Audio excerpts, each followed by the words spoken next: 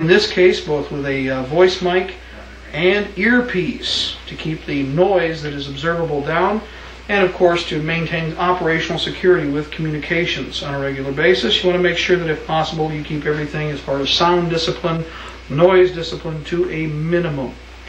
Now again, from top to bottom, and remember this, first of all, conventional land navigation technology should be carried by all parties. This isn't the Russian Army. Soviet military standard and doctrine dictates only a handful of people had the capability to read maps and use maps. The problem with that is, of course, if you lose the guys that know how to do it, well, everybody else falls apart when the time comes, and that's why it's so easy to beat most of these foreign forces. In our case, we need to see as much redundant training as possible. All of this technology should be integrated into as many different parties as possible so that when one falls, another person can pick the equipment up.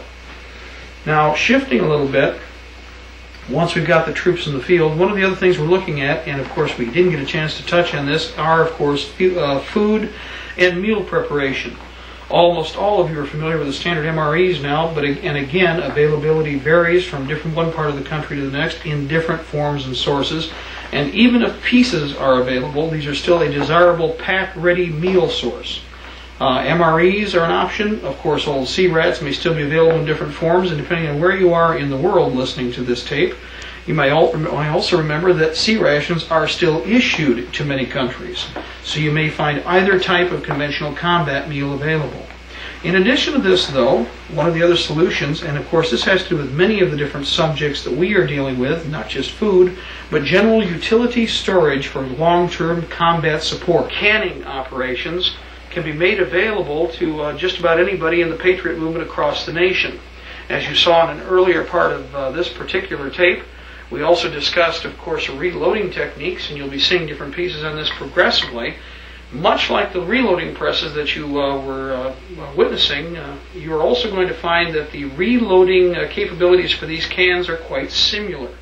It looks like a large single-stage reloading press. The can is mounted in place, and as you're probably seeing an image of this right now, a lid, once the material has been popped inside, is positioned over the open orifice. It is depressed. The rim is cased and recrimped, and what you have is a containment vessel separate from the outside environment. Advantages of this technology is, for instance, the can that I'm holding here is a standard number 10 can that contains, and I'll read it off for you, 3 medical tape, 15 conventional 3x4 dressings, and 3 each 4x7 dressings.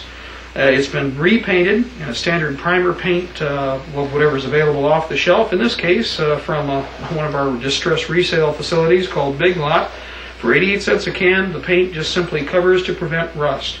Another point that should be made, standard nomenclature and symbols should be brought about so that you can identify the individual material that's inside.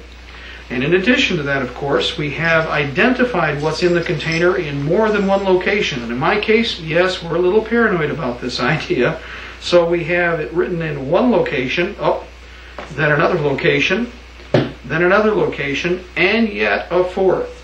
This way there is no failure to identify what it is that has been contained inside this particular holding device, and it does not have to be compromised purely to identify the contents. Now, one point should be made. During the Bay of Pigs crisis, when the Cuban dissidents invaded Cuba and were betrayed by the U.S. government, we might make that point, one of the mistakes that was made, very intentional, and obviously was sabotage, is that many of the containment cans that were issued to the Cuban rebels were mismarked. 30 caliber ammo cans that were ham tins of this type contained 50 caliber ammo. 50 caliber cans contained mortar rounds, and so on and so on. And in fact, it became very difficult because of mismarking for them to identify what was inside. Well, by you canning and identifying the product and making sure that it's marked, it's very simple for you to maintain control over the inventories that you have.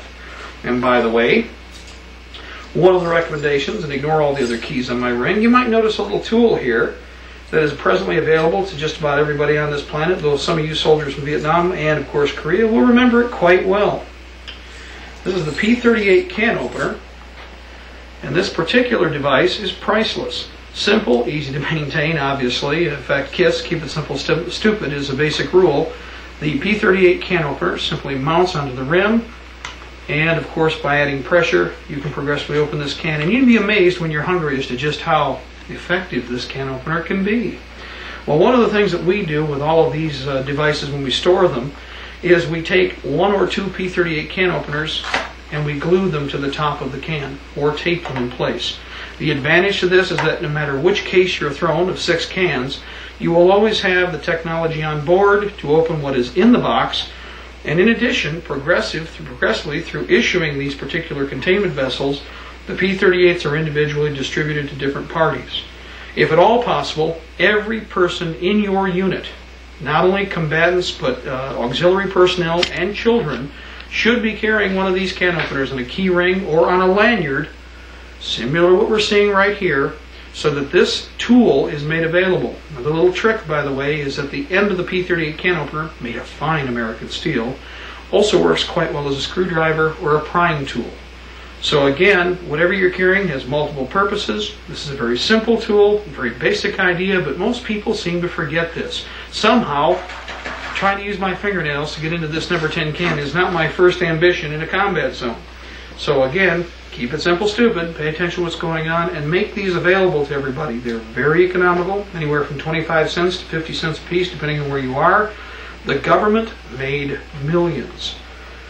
Well, probably in dollars, more ways than one. Now, as far as the cans themselves go, remember, you will find that these cans come in the raw. One of the other questions that's normally asked by people who see this system and also observe how they're being loaded and the fact that they're so effective and so simple to use is, do I have to use just number 10 gallon can, 1 gallon cans? No. There are a variety of different heads for the system that are available, and you can package all the way down to conventional tuna cans or soup cans as far as serving size goes, all the way up to and including ham tin cans.